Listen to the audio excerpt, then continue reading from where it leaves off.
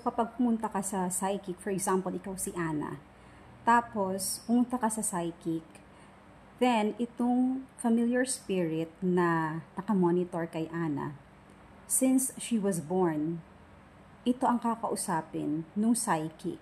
Bali, itong psychic magtatanong sa spirit, and then itong familiar spirit na to, mag-i-imitate siya ng deceased person na malapit kay Ana. It could be a relative.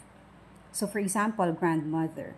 Tapos, itong familiar spirit, sasabihin niya doon sa psychic na, sabihin mo kay Ana when she was 15, pumunta sila sa beach, sumakay sila sa boat, and then something happened.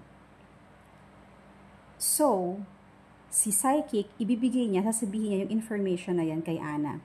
And then si Ana, of course, it really happened, and in details pa, di ba? So, talagang maniniwala siya dito sa psychic. And, next na gagawin ni Ana is, ano yung future ko? So, dyan na papasok yung influence ng enemy sa buhay ni Ana. So, ang sasabihin nitong si familiar spirit kay psychic na ito magiging future, which is dinivert yan nung familiar spirit. Itong si psychic naman, di niya alam na ang kinakausap pala niya is familiar spirit, is a bad spirit. Kasi ang alam niya is she's just talking to a deceased person na malapit kay Ana. Kaya pinagbabawal ang makipag-usap sa mga spirits, sa mga sinasabi nilang deceased person. Kasi nga, it's a work of an enemy. Yun. So, sasabihin itong si familiar spirit dun sa psychic na ang future ni Ana is ganito, ganito, na opposite or let's say hindi aligned sa will ni God. Kasi yun yung pinaka-goal ng work na ganyan.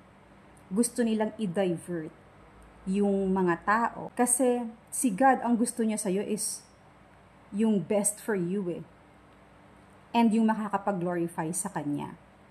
Pero itong si familiar spirit, yung enemy, he doesn't care kung ikaw ay mapapabuti. He doesn't care kung magiging maunlad ka man or magiging maganda ang buhay mo. Basta ang gusto niya is hindi aligned sa gusto ni God, yung mangyari sa buhay mo. And dahil ikaw, naniniwala ka na yun na yung magiging future mo, syempre ma-manifest na yan sa mind mo. And ang mangyayari is, kahit unknowingly, yan na yung parang i-work on mo sa buhay mo. Kasi may path ka nang sinusundan Parang na-focus na yung mind mo na ganito yung magiging future mo. And kapag ganyan, there's a big possibility talaga na mangyayari. 'Di ba? So, yan yung nangyayari pag pumupunta sa psychic, sa mga manghuhula, sa mga spiritists. Kaya ayaw ni God ng ganyan.